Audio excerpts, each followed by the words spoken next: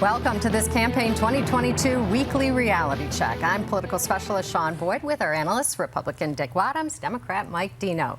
Colorado's gubernatorial race heating up this week. Incumbent Jared Polis held a press conference touting what he calls Colorado cashback, and the rest of us call Tabor refunds.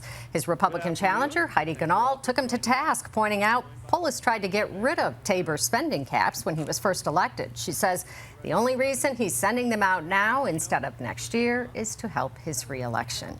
So, Dick, I asked the governor about this. Why are you calling it Colorado cashback? Why not be honest? He said, John, a rose is a rose. Yes, that's Jared Polis at his best.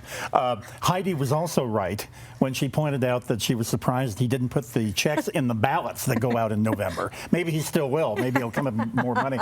No, there is an arrogant and kind of small-minded side to Jared Polis that I think really came out this week. And if he's paying any attention at all to the news coverage and to people in general, I have people, friends of mine who are not political, say to me, does he think we don't see through this? I mean, so I think he hurt himself, not fatally, but I think people could get weary of this. Mike, you think he hurt himself? No, not at all. I mean, I think people are waiting for those checks just to cash them and get them in the bank and maybe buy something before the summer ends. But it's very rare that a Democrat follows the Trump playbook.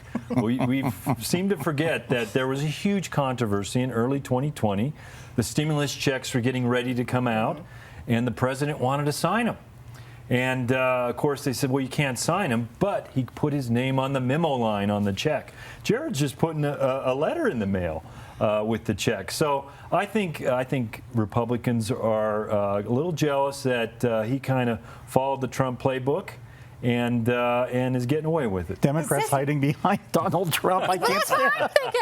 Is this really where you want to be, following Donald Trump's playbook? Oh, my gosh. Well, the executive director of the Colorado Clerks Association, Matt Crane, testified before Congress this week. And what he said should outrage every Coloradan. Crane told the Senate Judiciary Committee that Colorado's county clerks are receiving so many threats from election deniers, including threats of violence, that many are stepping up security, including installing bulletproof glass in some cases. You know, Dick, Crane, as you know, is a Republican, called on top GOP leaders to denounce these election deniers, to stand up to them, and yet one Republican showed up to this committee hearing. Senator Grassley from Iowa, and more should have, Shaun. I mean, we have got to stand, as Republicans, we have to stand up to this. Matt Crane is the most professional, most responsible elected official, he's no longer an elected official, but he is an election expert, and he has so much integrity. And for him to even go to that hearing, I think showed a lot of courage, because he knew he would not, he would be kind of the lone Republican there. As you've heard me say many times, I'm very disappointed in my party that either throwing in with the conspiracy theorists or refusing to stand up to them.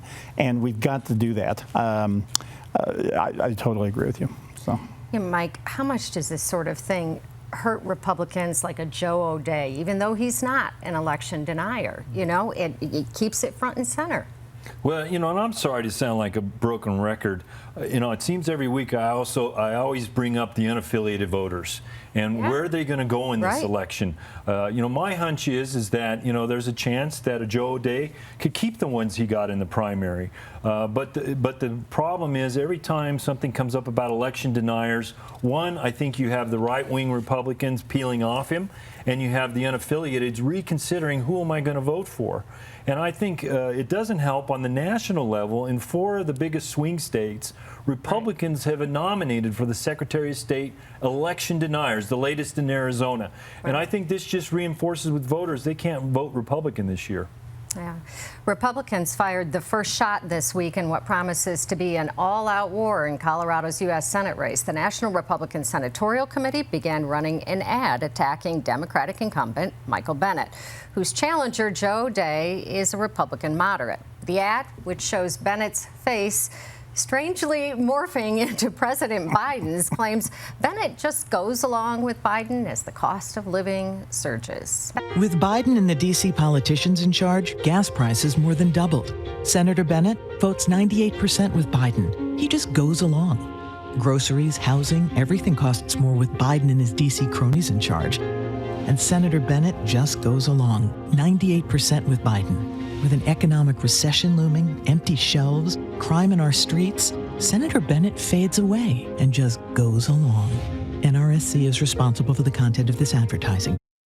I think we're in the preseason of the campaign still. I mean, Dick and I have talked about until Labor Day, people try out different tactics. I think the RNCC is trying this out to see if it sticks. It's really not like running as Cory Gardner had to with Trump 2 years ago. Right. I think a few things are at play here. Things are looking up for Joe Biden. He killed the top guy in Al-Qaeda. The price of gas has decreased for over the last 50 days. And he had a really good abortion rights victory in Kansas. And so the last thing I think is worth noting is that even though Biden's numbers are down, people are saying in polls they're supporting Democrats for Congress this year. So that may be, but Dick, the National Party clearly thinks that Republicans are in a position to take this seat. Yes, indeed. And I'm not sure what polls Mike is citing in terms of the great comeback by Joe Biden. I mean, I'm counting on it, Dick. If he says it's true, it's true, okay? Unless going from 32 to 33 is a victory, I don't know. But, you know, it is amusing to me because back in 2020, Democrats had great fun pointing out that Cory Gardner voted 98% behind Donald Trump.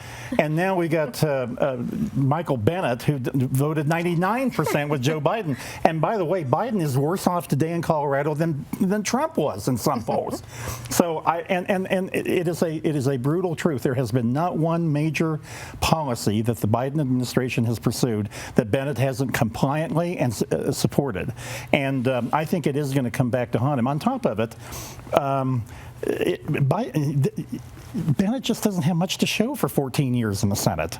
I mean, he couldn't even, his signature legislative accomplishment, the child care tax credit, he couldn't even keep it in law. His Democrats wouldn't even keep it in law for him. So he's kind of terribly ineffective. It is interesting. So, the NRC is spending so early in the game, yeah. and we need to keep it. You know, it is early still, it's early, right? Yeah. We're not spending much. Not really. August is pretty close. All right, that's it for this week's Reality Check. We'll see you next week.